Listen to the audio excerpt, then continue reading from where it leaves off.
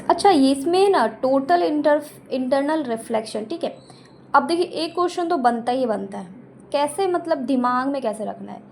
तो total internal reflection, topic is total internal reflection. यहाँ पे एक पूछ सकता है कि डेंसर टू रेयर मीडियम, ये हम लोग गड़बड़ा जाते हैं कि डेंसर टू रेयर है या रेयर टू डेंसर है, ठीक है। जिसके फिजिक्स बैकग्राउंड है उनके लिए तो कोई बात नहीं, जैसे हम आम आदमियों के लिए क्या दिक्कत की बात है, तो वो दिक्कत यूँ सॉल्व कर रही हूँ। देखिए डेंसर टू रेयर मीडियम है, रिफ्लेक्शन कहाँ आता है, लास्ट में आ रहा है, यानी टोटल इंटरनल रिफ्लेक्शन, रिफ्लेक्शन कहाँ लास्ट में आ रहा है, ठीक है। कहानी स्टार्ट हो रहा है टोटल इंटरनल रिफ्लेक्शन से, रिफ्लेक्शन लास्ट में आ रहा है, ठीक है।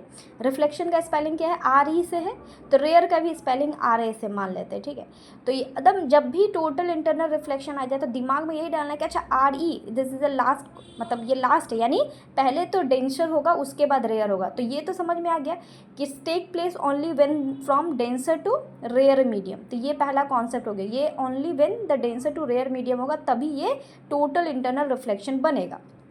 उसके बाद एक ये फंसाता है नॉर्मल बच्चे को, मुझे भी, कि angle of incident is a greater than the critical angle. अब याद कैसे रखना है, देखिए टोटल इंटरनल रिफ्लेक्शन, ठीक है।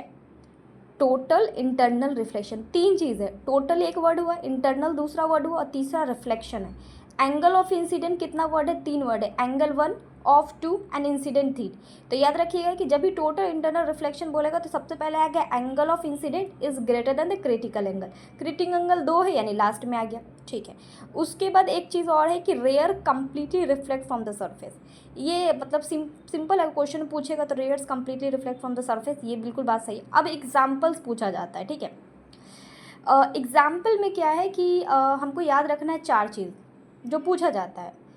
तो सबसे पहले पूछा जाता है कि जो sparkling of diamond, sparking of diamond, diamond का चमक, मिराज, यानी आपको समझ जाइए कि मिराज जो एरिड एरियाज़ में होती हैं। फिर आपको लूमी, एक नई चीज़ें आ गई है लूमी, नई चीज़ें नहीं है, पुरानी ही है, एनसीईआरटी में मिल जाएगी आपको। लूमिंग यानी कोल्ड रीजन में जो बनता है रिफ्लेक्शन की वजह से, टोटल इंटरनल रिफ्लेक्शन की वजह से, वो लूमिंग हो गया।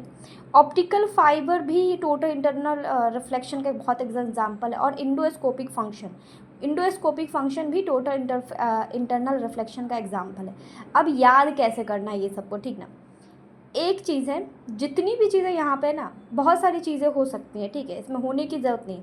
आपको सिर्फ यही दिमाग में रखना है कि जब भी टोटल इंटरनल रिफ्लेक्शन की बात करेगा उसमें चार चीज़ें पूछा जाएगा। स्पार्किंग वाला तो पूछ चुका है, ऑप्टिकल फाइबर वाला पूछ चुका है, मिराज पूछ चुका है, लेकिन ऐसे नहीं पूछा है, मिराज का मतलब पूछा है। तो मतलब वाले में अब ये पूछ सकता है कि टोटल इंटरनल रिफ्लेक्शन क्या हो सकता है, ठीक है।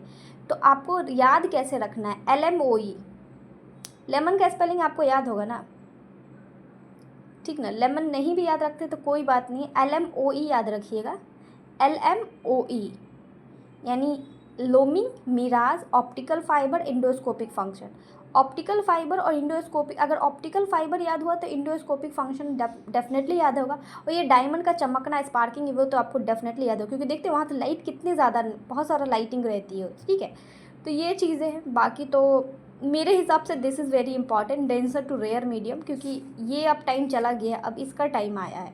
तो ये मेरे हिसाब से अगर ऐसे याद करते तो बहुत ईजी टू अंडरस्टैंड है। Thank you.